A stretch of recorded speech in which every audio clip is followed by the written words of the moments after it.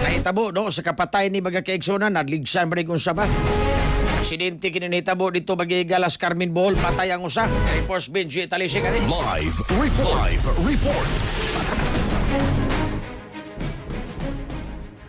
Driver sa motorsiklo na kabsanggil sinulumang kinabuhi kinuman maintimano sa nahitabong disgrasya kontra sa usa ka papublikong bus dito sa sitio Proper 2 Barangay Bicao, sakop sa lungsod sa Carmen, probinsya sa Bohol. Kagahapon sa hapon adlaw nga Lunes, Hulyo 27, 2026, ang namatay gila nga si alias Dexter higol gidada o taga sitio Sibilyahanon, Barangay Bicao sa nasgutang lungsod.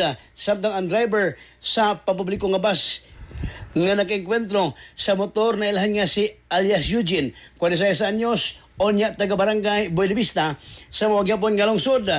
Sa gihimong investigasyon sa kapulisan sa lungsod sa Carmen Naseran nga nadawat nila ang maong tawag nga doon hinabong lisensya pasado alaunang tagna sa hapon so sa mga adlaw.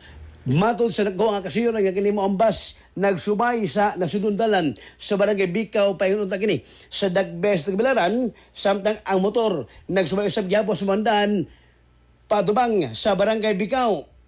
Giingo si Dexter ang driver sa motor may tepas og lain dalan paingon sa kasugat nga bus nga mahinundan naigog kini sa gikasugat nga bus tungod sa maong hitabo sa kakusog nga pagkaigo sa motor nga sa bus. Nalabay ang kinimaong sakay sa motor, nag-angkon o baybay ng mga samada nga mahinundan siyang hinanaling kamatayon. Ang biktima gisuway pa pagdala sa tambalanan apan patay gining miabot na samtang ang driver sa bus ang mitahan sa ikong kalingon human sa maong panghitabo.